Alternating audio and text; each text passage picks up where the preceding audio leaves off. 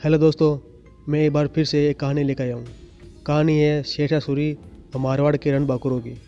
जब शेरशाह सूरी 1539 में चौसा के युद्ध में हुमायूं को हराकर दिल्ली को जीत लिया, लेकिन शेरशाह सूरी पूरे हिंदुस्तान पर अपना शासन चाहता था। शेरशाह एक महत्वाकांक्षी शासक था।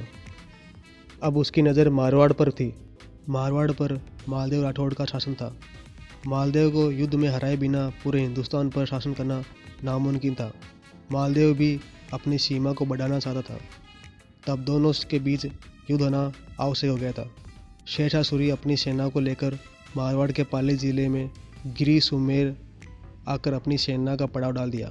दूसरी तरफ मालदेव भी अपनी सेना को लेकर गिरी सुमेल में आकर अपनी सेना का पड़ाव डाल दिया। दोनों की सेना आमने सामने गिरी सुमेल के मैदान में आ डटी।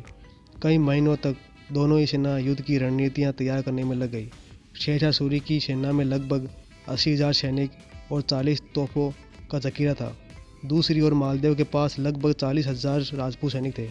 शेरशाह सूरी की सेना बड़ी होने और दूसरा इलाका होने के कारण सेना के राशन की दिक्कत होने लगी। राशन के अभाव में सेना युद्ध लड़ने के लिए निर्बल होने लगी। शेरशाह सूरी में जब यह देखा तो उसने अपने विजय अभियान को बरकरार रखने के लिए एक नई योजना बनाई। अपने नाम की एक नई चिट्ठी लिखी, जिसमें उसने मारवाड़ के सरदारों को धन्यवाद करते हुए लिखा कि मुश्किल घड़ी में अफगान सेना की मदद करने का आपका शुक्रिया। और इस चिट्ठी को जानबूझकर उसने राजा मालदेव राठौड़ के छावनी के पास फेंकवा दिया। जब राजा मालदेव के सिपाहियों को चिट्ठी मिली, तब अफवाह आग की तरफ फैली कि सरदार सामंत शेरशाह सूरी की मदद कर रहे हैं। राजा मालदेव को जोधपुर पर संकट दिखाई देने लगा। मालदेव ने सेना लेकर वापस लौटने का फैसला किया। राजा मालदेव राठौड़ युद्ध को लड़ने का मन त्याग दिया और युद्ध से पहले ही आधी सेना लेकर जोधपुर आ गई और जोधपुर आकर वहां की सुरक्षा व्यवस्था को मजबूत करने का काम शुरू कर दिया। मालदेव ने सबसे ज़्यादा संदेह जेता और कुप्पा नामक 2 राजपूत सरदारों पर किया। दोनों को खरी खोटी सुनाकर जोधपुर चले गए। इस बात से जेता और कुप्पा को गहरा आघात पहुंचा। दोनों ने अपने स्वाभिमान, अपनी देशभक्ति, राज्य के प्रति अपने समर्पण और मातृभूमि की रक्षा के लिए जेता और कुप्पा ने युद्ध क्षेत्र नहीं छोड़ने का ऐलान करते हुए युद्ध का संघनाद कर दिया। जेता और कुप्पा ने सोचा, देशद्रोह से तो अच्छा है शेरशाह की सेना से लड़ते हुए मर जाए। जेता और कुप्पा के पास 8,000 राजपूत सैनिक थे। रात के अंधेरे में जेता और कुप्पा के 8,000 राजपूत सैनिकों ने सुमेल की तरफ कूच कर दिया। 5 जनवरी 1544 की सुबह के समय सुमेल की धरती पर भीषण युद्ध हुआ। शेरशाह सूरी को यकीन था कि उसका तोपखाना और 80,000 सैनिक राजपूताना के 8,000 सैनिकों को देखते ही देखते कुचल कर रख देंगे। युद्ध भूमि में अफगान तोपों का मुकाबला राजपूतों की तलवारों से था। राजपूताना के वीर तूफान बनकर शेरशाह के सैनिकों को वैसे ही समाप्त कर रहे थे जैसे कोई जलजला बड़े जंगल को जलाकर राख कर देता है।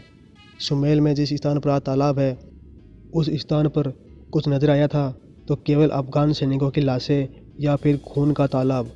इसी बीच शेरशाह सूरी का एक अन्य सेनापति जलाल खान अपनी सहायक सेना के साथ गिरी सुमेल युद्ध भूमि में पहुंच गया।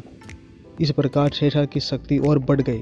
जेता और कुप्पा की सेना ने शेरशाह की सेना में ऐसी तबाही मचाई कि एक वक्त ऐसा भी आया जब शेरशाह खुद अपने घोड़े की जिंद कसकर युद्ध भूमि से भागने को तैयार हो गया था।